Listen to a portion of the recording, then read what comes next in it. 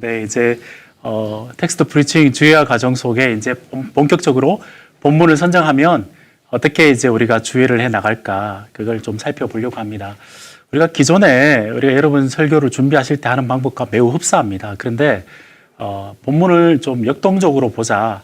하나님의 커뮤니케이션 액션으로 보자. 내용뿐만 아니라 어떤 방식으로 어떤 목적으로 쓰였는지를 함께 그 결과물로 찾아내는 과정들을 좀 이제 여러분 머릿속에 조금 각인을 좀 시키면 좋겠다 싶어서 잠시 강의도 하고요. 제가 지금 바라는 방향은 아마 이렇게 설교학 교수님뿐만 아니라 설교학을 강의하시는 분들의 다른 분들은 모르겠지만 저는 그런 것 같아요. 설교 강의를 하면 설교를 또 못하게 되는 그런 경향들이 있는데 설교 본문을 가지고 텍스트에 대한 내용들을 가지고 설명하는 것이 가장 빠르고 가장 납득이 가장 잘 될 것 같아요. 그래서 제가 앞에서 말씀드렸지만 텍스트가 다양한 방식으로 적혀 있기 때문에 특별히 성경의 큰 장르를 이야기한다면 내러티브와 시편과 서신서 세 가지 장르의 결들을 따라서 어떻게 우리가 본문을 좀 보면 좋을지 한번 예들도 살펴보고 그렇게 진행을 했으면 좋겠습니다.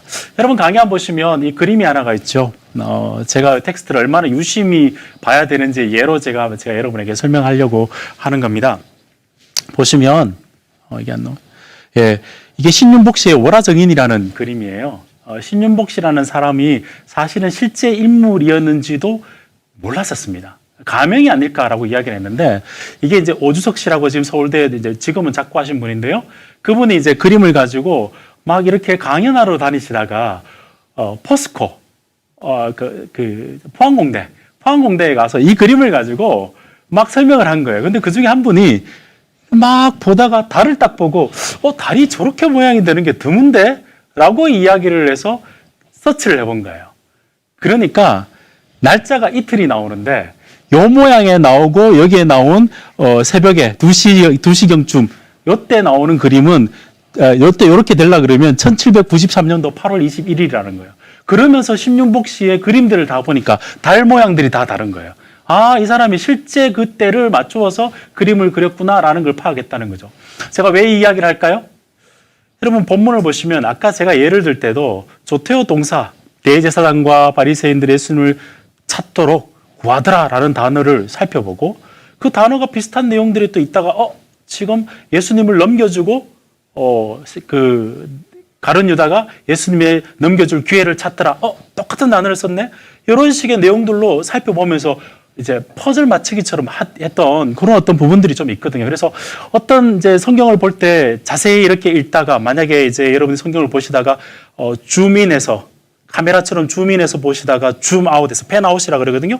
이렇게 멀리 봤다가 왔다 갔다 하다가 딱 포커스가 맞을 때가 있을 겁니다. 그만큼 텍스트를 좀 열심히 좀 잘 보셨으면 좋겠다 싶은 생각이 좀 들었어요. 그래서 저를 지도해 주셨던 우리 교수님, 제가 이제 설교자의 목소리라 그러는데요. 제가 설교를 할 때 제 머릿속에 우리 지도 교수님의 목소리가 있어요. 혼을 내던 목소리가. 그런 것처럼 그분이 어떻게 이제 텍스트를 볼 때 어떤 식의 이제 훈련들을 좀 하셨냐면 항상 포스트잇을 옆에 두고 쭉 읽다가 자기가 이렇게 단어라든지 이렇게 있으면 적어 놓아서 기록해 두셨다가 나중에 한꺼번에 모아서 다시 한번 리어레인지하고 그렇게 했던 부분들이 있는데 항상 여러분 본문을 보실 때 여러 번 읽어보시고 그 다음에 질문해 보시고 그렇게 해서 그 그림이 깨졌네요. 해서 좀 이렇게 포커싱을 맞추는 작업들을 좀 하시면 좋겠다 싶은 생각이 듭니다. 여러분들 이 그림들 중에 아마 지금 동영상으로 보고 계신 분들이 계실 건데 영상으로 보고 계신 분들이 계실 건데 제일 마음에 드는 그림이 어떤 그림이에요? 네. 아마 4번 그림이겠죠? 1번 그림은 그림을 보고 있긴 있지만 렌즈가 없어요. 어떤 면에서는 해석학적인 렌즈도 없고 신학적인 렌즈가 없어서 그림을 보지만 매우 흐릿하게 보는 것이죠. 두 번째는 뭘까요? 자기가 보고 싶은 부분의 단어나 구절에 팍 꽂힌 거죠. 요거 많이 하셨죠?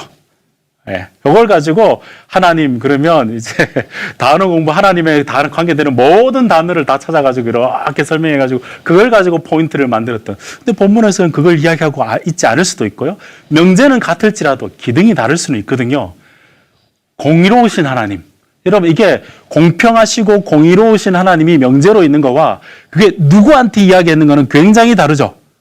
어렵고 힘들고 압제 가운데 있는 사람에게는 공의로운 하나님이 굉장히 위로의 하나님이 될 수 있겠지만 악덕 사업업자에게는 공의로운 하나님이 굉장한 경고지 않습니까? 똑같은 명제지만 다르게 나올 수 있는데 요 내용들을 보고 본문에서 보고 특정한 단어와 특정한 구절에 꽂혀가지고 설교를 작성하게 되면 제대로 된 포커싱이 안 되었다라고 볼 수 있는 것이죠. 이건 자기가 보고 싶은 대로 보는 겁니다.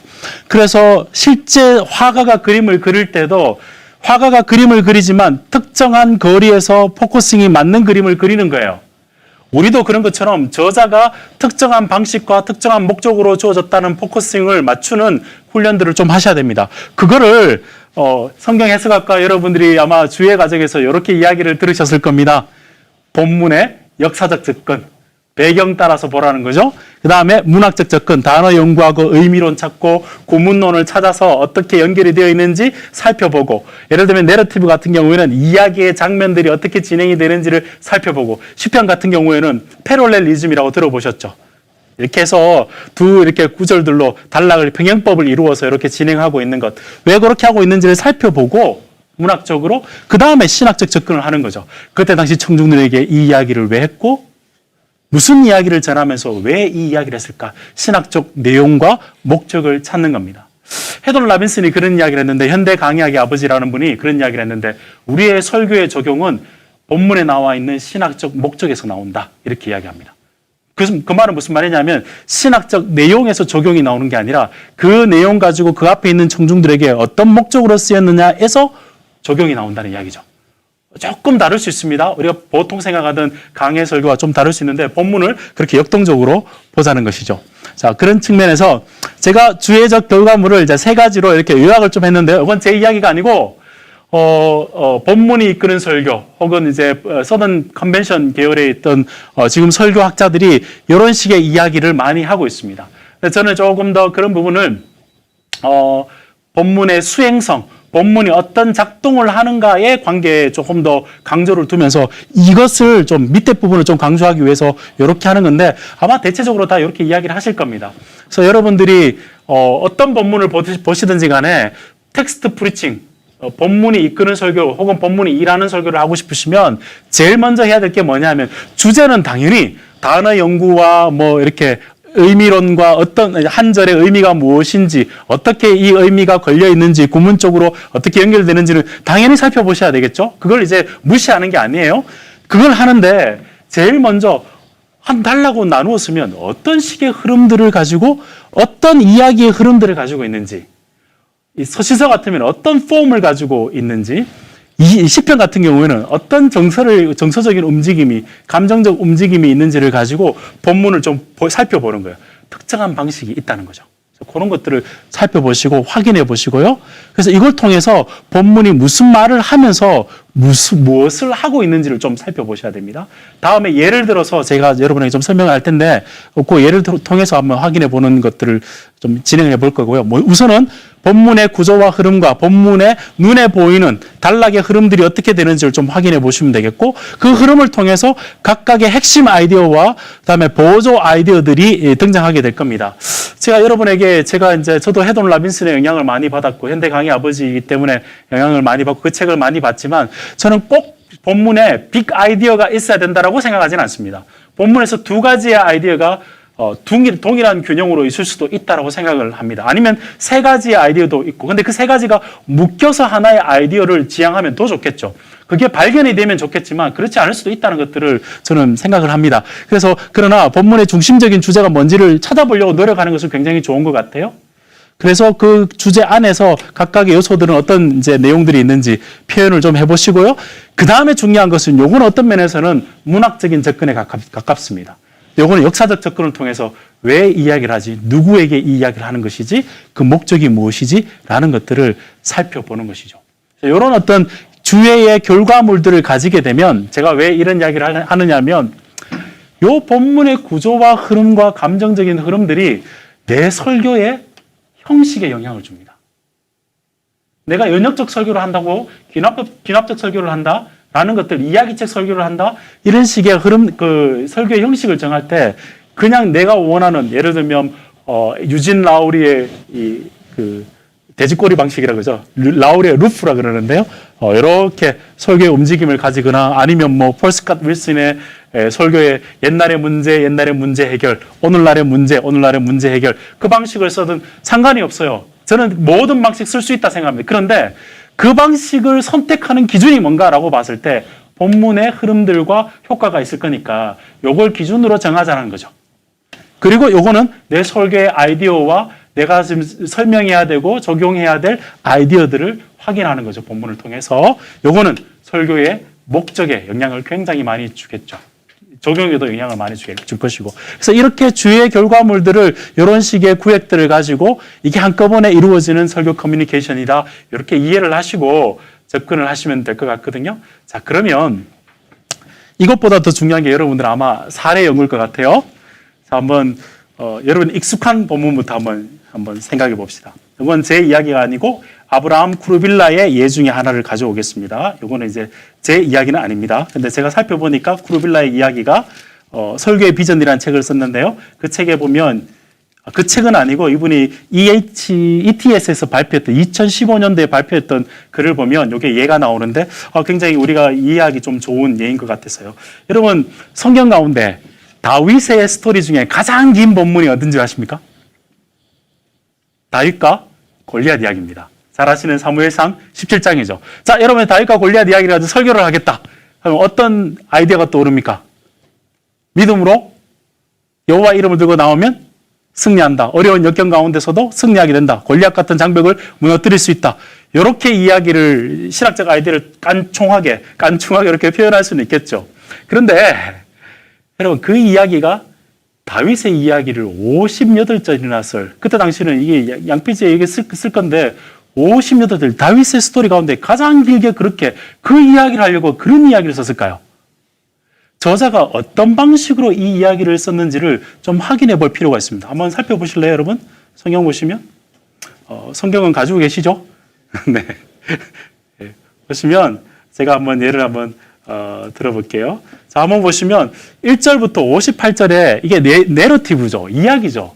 이야기는 이야기의 장면의 흐름들이 있습니다. 단락들이 있고 여기에 대해서는 여러분 장르별 설교라든지 아니면 성경 해석학 책에서 이야기, 내러티브를 어떻게 해석할 것인가 이런 책들도 좀 살펴보면 되겠습니다. 근데 제가 지금 여러분이 강조하는 것은 본문에 따라서 본문이 하는 내용과 기능들, 방법들이 독특하다는 것을 제가 설명드리기 위해서 말씀드리는 겁니다. 1절에서 24절 보면 골리앗에 대한 내용들과 이야기들이 쭉 묘사를 하고 있고요. 25절에서부터 47절까지를 보면 주로 대화로 통해서 이야기가 되어지고 있습니다. 그리고 48절에서부터 54절 보면 다시 묘사를 좀 하고 있고요. 55절부터 이제 다시 그 골리앗과 대화를 하며 대화를 하는 내용들로 사울의 이제 신복과 대화를 하는 내용들로 나와 있죠. 자, 근데 여러분 이 내용들을 미리 좀 말씀을 드리면 이런 거죠. 여러분 초반에 단락들 흐름을 가지고 성경 저자가 왜 이런 식으로 쓸까, 무슨 내용을 쓰고 있을까를 좀 한번 살펴보십시오. 여러분 잘 아시다시피 초반에 무슨 이야기를 하고 있죠? 골리앗에 대한 묘사가 나오죠. 예. 그가 가지고 있는 무기가 몇 가지로 묘사가 되느냐 하면 나중에 칼까지 합치면 5개예요. 5가지 무기, 굉장한 스펙을 가지고 그는 키가 매우 크다라는 용모를 이야기하고 있습니다. 그가 가지고 있는 무기 스펙을 신체 조건물과 무기의 종류를 5가지 이야기를 하고 본문에 내려오면 그의 전쟁에 능한 장수라는 그가 가지고 있는 경험을 이야기를 좀 합니다. 그리고 난 다음에 본문 보시면 소년 요셉에서 소년 야곱이 소년 다윗이 등장하죠. 등장하고 엘리압. 엘리압은 사실은 그 형인데 그 앞장에 보면 첫째고 굉장히 용모가 수려한 사람으로 나오죠. 그리고 난 다음에 사울과의 대화가 나오는데 사울과의 대화도 자세히 봐보세요. 읽어보시면 저자가 왜 그렇게 쓰고 있는지 살펴보시면 사울이 가지고 있는 무기를 설명하는데 골리앗과 가지고 있는 것과 매우 흡사합니다. 그래서 골리앗이 가지고 있는 것도 골리앗도 신장이 크고 사울도 잘 알다시피 사무엘상 10장일 거예요. 머리가 한 사람 어깨 위에 오죠. 전쟁에서 이겨서 그가 왕이 되었습니다. 암몬족 성인가요? 이겨서 왕이 되었죠. 그래서 그런 무기가 가지고 있는데 자기가 안 나가고 지금 다윗이 나가고 있는 거예요. 저자가 왜 이렇게 쓰고 있는지를 한번 생각해 보십시오. 그리고 난 다음에 나중에 다윗의 무기는 5개의 물맷돌이죠. 어린아이입니다. 전쟁의 경험은 없는데 그가 가지고 있는 내용들이 참 재밌죠. 외모와 신장은 굉장히 떨어지고 그리고 세상의 어떤 무기보다 하나님의 이름이 무기고 그다음에 자신의 경험보다는 내가 이겼던 전쟁의 경험보다는 하나님께서 자기를 지켜줬던 경험들을 이야기하죠. 그리고 난 다음에 묘사를 하고 나와서 싸워서 이기고 목을 베는 장면이 나오게 됩니다. 58절 동안 저자가 이 이야기, 믿음으로 나가서 그리스도 하나님의 이름으로 나가서 승리합니다라는 내용을 전하기 위해서 이 많은 내용을 어떤 식으로 쓰고 있죠? 골리앗은 신장과 가지고 있는 것과 경험이 많지만 다윗은 마음이 하나님 보기에 16장에 중심이 하나님 보기에 서 있고 그가 가지고 있는 외모는 떨어지고 경험은 떨어지지만 그는 여호와의 이름과 하나님께서 자기를 지키시고 인도해 주셨던 그 하나님을 의지해서 나가는 거죠. 이스라엘의 하나님의 이름을 들고 만군의 왕이신 군사이신 하나님의 이름을 들고 나가는 거예요. 그 내용들을 지금 저자가 쓰고 있다고 내가 만약에 본문의 주위에서 따라서 본문을 읽었다면 그 본문의 흐름들을 따라서 설교를 하지 않는 게 좀 더 이상하죠. 정확하게 대조하고 있잖아요. 사실은 사울도 용모가 컸고 사울이 나가서 싸워야 되는 싸움에 하나님께서 택하실 마음이 하나님을 향해 있고 순종하고 하나님의 이름을 들고 하나님의 역사하심을 믿고 나가는 이 다윗을 통해서 하나님이 승리를 주시는 요 내용들의 대조들이 딱 발견된다면 설교할 게 환해지죠. 예, 쟤만 화난 건가요? 그런 거죠. 그럼 그 내용을 가지고 적용한다면 어떻게 앞에 있는 청중들에게 어떤 일이 이루어졌을까요? 그때 당시 이스라엘 백성들에게도 굉장히 열악하고 힘들고 어렵게 살던 그들에게 용모와 스펙과 혹은 자기의 힘을 믿고 그렇게 살아가는 것이 아니라 우리는 가진 건 없지만 힘도 없지만 그러나 하나님의 약속을 믿고 하나님을 신뢰하며 순종하며 살아가는 우리의 마음을 하나님께 두고 살아가는 그것을 통해서 하나님께서 역사하신다라는 것들이 그들에게 작용을 했을 것이고 그때뿐만 아니라 오늘날도 우리가 그 본문을 보면서 그 힘은 여전히 우리에게 작용하고 있는 것이죠. 그 내용들을 반영해서 설교에 적용할 수 있는 거리들이 이미 본문에서 들어가 있다는 거예요. 물론 나중에 이제 이게 그리스도 중심적으로 움직임을 어떻게 해야 되는가, 구속사적 관점에서 어떻게 움직여야 되는가가 좀 관건이긴 하지만 기본적으로 텍스트가 무슨 내용을 어떻게 전하고 있으면서 무슨 목적을 힘을 발휘하고 있는지가 이미 텍스트에서 드러나고 있다는 것들을 기억한다면 여러분 아마 주일학교에서 다윗의 설교를 할 때 아마 패러다임이 조금 바뀌게 될 겁니다. 그만큼 본문이 이미 벌써 우리에게 매우 많은 것들을 이야기해 주고 있습니다. 그리고 어떻게 적용을 해야 될지에 대한 방향성을 주고 있는 거죠. 저는 그렇게 생각합니다. 저도 이제 사역을 할 때 저희 담임 목사님이 옛날에 있던 목사님이 3대지만 하셨어요. 그래서 그분의 3대지를 다 받았습니다. 찾아가서 집에 가서 이렇게 어떻게 설교 준비하십니까? 이렇게 해가지고 다 받았는데요. 그걸 들고 저는 모든 새벽 기도에 다 할 수 있다고 너무너무 의기양양했습니다. 근데 유학을 가가지고 이 이야기를 듣고 이걸 제가 알게 되고 난 다음부터 버렸습니다. 버렸습니다. 근데 그 버린 게 제 경험이 아니고 제가 무슨 확신 때문에 버렸냐면 설교의 템플릿은 텍스트다라는 걸 깨닫기 때문에. 그런 것들을, 거기에 대한 것이 우리에게 존중이죠. 본문에 존중하고, 아까 이제 텍스트에 우리가 납치돼야 된다, 포로가 돼야 된다 했지만, 다른 말로 표현하면 내가 본문에 서렌더, 굴복하는 거죠. 그래서 그렇게 본문을 좀 존중하셨으면 좋겠다. 하나님의 살아있는 목소리로 보셨으면 좋겠다 싶은 생각이 듭니다. 다른 예도 하나 봐볼까요? 너무 시간이 많이 갈라나? 그래도 봐보는 게 더 좋지 않을까요? 제가 봤을 때는 비슷한 내용들이 좀 많지만, 사무엘하 11장, 12장 잘 아시는 바세바 사건 아시죠? 그 내용들을 왜 제가 이렇게 11장, 12장을 달라고 끊었을까요? 물론 나누어서 설교를 하게 됩니다. 해도 됩니다. 근데 11장 가지고 설교를 하게 되면 다윗이 언약의 백성이지만 끊임없이 죄를 짓는 이야기로 끝날 거예요. 하나님 보시기에 악하다라는 결론으로 끝나게 됩니다. 근데 그 11장과 12장 앞뒤의 내용을 보면 전쟁의 가운데 있고 전쟁의 보류가 있고 나중에는 전쟁에서 이기는 사건 속에 지금 내부적으로 전쟁이 일어나고 있는 모습으로 들어가 있어요. 그래서 다윗이 끊임없이 보냅니다.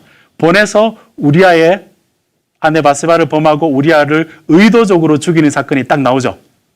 그죠? 그 다음에 자기가 계속 보냈다가 이제 하나님께서 나단 선지자를 한번 보내가지고 백주대낮에 하나님 눈에 보기에 악하다라는 이야기를 하고 난 다음에 사람들 보기에, 사람 눈앞에, 하나님 눈앞에 그 결과가 다 드러나서 자기 아들이 죽는 내용, 생명을 빼앗아서 생명을 잃게 되는 내용이 나오죠. 거기로 끝나면 설교는 인과응보로 끝나겠지만 그 뒤의 내용이 하나님께 다시 한번 나단을 보내죠.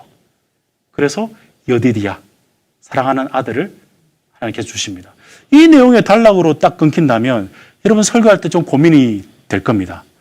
하나님의 언약의 백성이 하나님의 자리를 차지해서 자기 마음대로 좌지우지하면서 왕노릇하다가 하나님께서 그를 징계하시고 언약의 자손이라 할지라도 징계하시고 그 응분의 대가를 주님께서 물으실 뿐만 아니라 그럼에도 불구하고 하나님은 자신의 언약 백성들에게 다시 한번 기회를 주시고 생명을 낳게 하는 이 내용의 연결성들을 좀 가질 수 있으면서 본문을 볼 수 있겠죠. 제가 말씀드리는 것은 이거를 꼭 이렇게 해야 된다라는 차원이 아니라 텍스트의 기능을 좀 보려 그러면 이 기능이 따라서 보게 되면 언약 백성인 우리가 하나님의 말씀이 아니라 우리가 주인된 자리에 있을 때 이런 죄를 범하게 되고 하나님의 징계를 받게 되겠지만 그럼에도 불구하고 하나님 우리를 통해서 하나님의 언약은 이루어 가신다는 내용으로 격려와 경고의 효과를 동시에 그 기능을 달성할 수 있는 본문인 거죠. 물론 나눠서 하셔도 됩니다. 그러나 본문을 주의할 때 이런 식의 단락을 내가 만약에 끊는다면 보다 더 본문에 좀 충실하게 내용과 흐름들을 반영해서 설교를 할 수 있지 않을까 그런 생각을 좀 해보거든요. 구약에 쓰니까 신약 한번 해볼까요? 네. 이야기 중에 어떤 본문을 하면 좋을까요? 이야기 본문 중에 예수님의 비유도 이야기 하나니까 비유를 한번 살펴볼까요? 우리 누가복음 18장 짧은 비유니까 여러분 잘 아는 비유 한번 해봅시다. 누가복음 18장을 한번 펴보시면 예를 들어 드리는 게 제가 왜 텍스트를 보는 게 이미 텍스트를 이런 식으로 보는 것이 이미 청중들 설교할 가이드가 된다는 것이 여러분이 좀 와닿아요? 네, 그걸 지금 제가 설명하기 위해서 그렇게 합니다. 18장을 보시면 잘 아시는 여러분 바리새인과 세리의 비유 나오죠. 기도의 비유입니다. 보시면 이건 주님의 설교답지 않게 미리 답을 주셔요. 1절부터. 보통은 이야기 비유는 뒤에 다 가야지 아하라고 깨닫는데 미리 답을 주시죠. 자기를 의롭다고 믿고 다른 사람을 멸시하는 자에게. 본문에서 그리고 뭘 하고 있습니까? 두 등장인물을 보여주고 있죠. 저자가 지금 어떤 방식으로 설명하고 어떤 식으로 배열하고 있는지를 살펴보면서 목적을 보라는 이야기입니다. 단순히 내용만 누가 의로운 자냐 이것만 따지지 마시고 저자가 어떤 식의 방법을 써서 적용하고 있는지를 한번 보시라는 이야기입니다. 두 사람이 올라가는 하나는 바리새인이고 세리고 바리새인에 대한 설명을 저자가 어떻게 하고 있는지 한번 봐보세요. 따로 서서 나는 이거 하지 안 했습니다라는 것으로 자기를 이야기하고 있죠. 12절은요. 나는 이것까지 했습니다라는 것들로 자기의 의를 드러내고 있죠.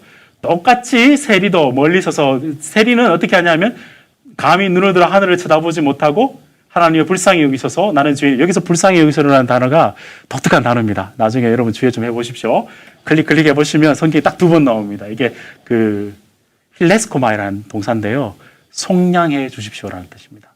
그러니까 지금 이때 당시의 배경을 좀 생각해 보면 이제 정황 속에 넣어보세요. 넣어보시면 두 명이 기도 올라가서 양을 잡는데 한 명은 양을 잡히고 있는 그 모습 앞에서 나는 이거 안 했고요. 나는 이거 해서 괜찮은 사람이죠. 이거고요. 세리는 저 양이 잡히듯이 나를 속량해 주십시오. 내가 죄인입니다. 이렇게 기도하고 있는 거죠. 그래서 주님께서 저가 아니고 그가 의롭다라고 마지막 결론을 하면서 의로움이 뭐에 관한 것이 의로움인지를 저자가 이렇게 두 명을 대조해서 우리에게 보여주죠. 그럼 내 설교의 기능은 우리 주님 앞에서 속량이 필요한 자임을 우리가 고백하면서 이 내용들로 적용을 하시면 될 건데 본문은 대조의 효과를 가지고 있으니까 설교 가운데 아마 대조를 좀 하실 필요가 있겠죠. 본문을 살려내려면. 제가 옛날에 섬겼던 교회 가운데 어느 한 집사님, 지금 장로님이 되셨는데요. 그분이 이런 이야기를 했어요. 우리 교회는 11조 봉투가 너무 작은 것 같다. 현금을 가져와서 넣는데 봉투가 작대요. 수표로 바꾸면 될 건데 꼭 그거 가져와서 그렇게 이야기를 하는 제가 전도사 때 했는데 딱 이게 바리새인이 하는 기도죠. 그러니까 지금 우리가 신앙생활을 하면서 이 지금 누가가 표현하고 있는 두 명의 대조를 통해서 의로움이 무엇인지를 드러낸다면 이게 벌써 우리에게 설교를 할 때 하나님이 원하시는 우리가 받는 의가 무엇인지에 대한 두 그림을 그려놔 놓고 거기에 대한 것으로 내가 적용으로 옮겨와야 되겠다는 설교의 구조들이 보이게 되는 거죠. 적용들도 거기에 맞춰서 보게 될 것이고요. 그런 흐름들을 좀 가지게 될 겁니다. 시간이 좀 많이 갔는데 그래도 하나 더 봅시다. 서신서 같은 한번 넘어가 볼게요. 시편도 보면 좋은데 시편 조금 이따가 제가 다른 신학과 과정 할 때 제가 설명을 좀 하겠습니다. 여러분 잘 아시는 요한 1서 한번 볼까요? 요한 1서. 제가 왜 이 본문을 듣는지는 여러분 잘 아실 겁니다. 제가 설명을 하면 금방 이해가 될 겁니다. 요한 1서 2장 15절에서 17절 말씀. 무슨 내용일까요? 이걸 이제 설명을 딱 본문을 주시면 보통 목사님들이 우리가 이제 전통적으로 대지로 나눠서 절 설교하기를 좋아하셨던 목사님들은 16절에 꽂힙니다. 아까의 그 모나리자 그림 가운데 두 번째 그림 중에 16절에 딱 꽂혀요. 그래서 뭐라고 설교를 하냐면 세상을 사랑하지 말아야 됩니다. 세상은 사랑하는 게 세상의 모든 것이 육신의 정욕과 안목의 정욕과 이생의 자랑입니다. 그래서 설교의 포인트가 첫째, 둘째, 셋째로 나오고 사랑하지 말아야 됩니다. 라는 설교가 나옵니다. 그런데 서신서를 요 내용을 요한 1서를 15절에서 17절이 한 단락이고 구문론을 공부를 해보시면 단락의 내용은 이렇게 구성이 되어 있습니다. 15절에서 15절이 이 세상이나 세상에 있는 것들을 사랑하지 말라라고 하는 것은 첫 번째 명령으로 맞아요. 그 이유가 뭔가에 대해서 두 가지로 본문이 근거를 대거든요. 그 두 가지가 뭐냐면 하나님과 세상을 겸하여 섬길 수 없다, 사랑할 수 없다라는 것이 그 첫 번째 이유고 거기에 대한 세상 사랑하는 것이 무엇인가에 대한 설명이 16절이에요. 그러고 난 다음에 두 번째 근거가 뭐냐면 이 세상의 것은 빨리 지나고 이 세상의 것은 단편적인 것이고 단기적인 것이고 하나님의 뜻을 행하는 자는 영원히 거한다는 이 두 가지의 내용이 들어가 있는 거예요. 그래서 구조가 보면 이런 거죠. 세상을 사랑하지 말고 하나님을 사랑해야 된다. 근거가 뭐냐 하면 두 명을 동시에, 세상과 하나님을 동시에 섬길 수 없다. 세상 섬기는 것은 하나, 둘, 셋 이겁니다. 그리고 두 번째 근거가 뭐냐 하면 세상을 섬기는 것은 일시적인 것이고 하나님의 뜻을 따르는 것은 영원히 가는 겁니다. 이 두 가지의 근거 포인트예요. 그럼 설교가 3대지가 되기가 힘들어요.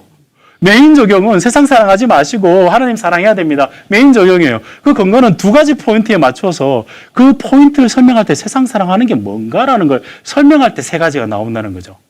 우리 3에 너무 꽂혀가지고 세 가지에. 그렇게 될 경우에 설교의 적용들에 별 문제가 없을 수, 이 본문 같은 경우는 별 문제가 없을 줄은 모르겠지만 저자가 강조하는 부분들은 효과는 떨어집니다. 이걸 지금 알라고 한 것이 아니라 하나님과 세상을 겸하여 섬길 수 없다라는 내용들, 함께 사랑할 수 없다라는 것과 세상은 일시적이지만 하나님 사랑은 영원히 하나님과 거한다. 이 두 가지가 메인이거든요. 그래서 세상 사랑하지 말고 하나님 사랑하라는 이야기거든요. 그래서 그건 좀 세상에 관계되는 내용들이 어떤 거냐라는 것을 아는 것과는 전혀 좀 다른 기능을 가지는 거죠. 그런 측면에서 본문을 조금 보시면 메인 아이디어가 무엇이고 보조 아이디어가 무엇이고 어떤 식의 그 저자가 구문을 써서 어떤 식의 보조 아이디어를 가지고 무슨 목적을 달성하고 있는지를 함께 좀 살펴봤으면 좋겠다, 그런 생각이 듭니다. 조금 장황하나요? 괜찮아요? 예. 인터넷에 계신 분들은 죄송합니다. 제가 이렇게 원래 학교에서 강의할 때 앞에 있는 학생들과 대화하는 것을 좋아해서 그렇게 하니까 양해해 주시고, 여러분들 본문을 펴셔서 따라 보신다면 그렇게 어렵지는 않을 겁니다. 성경 가운데 그리고 또 많은 장르 중에 하나가 어떤 장르냐면 시죠. 그죠? 대표적인 시를 하나 설명을 해볼게요.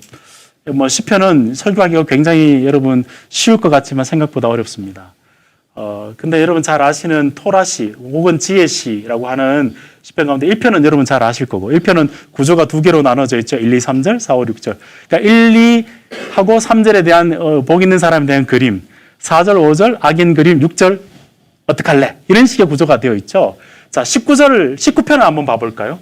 제가 19편을 드는 이유가 있습니다. 여러분 19편 가지고 1절에서부터 19편을 한번 단락을 한번 나눠 보세요. 어떻게 나누시면 좋을 것 같아요?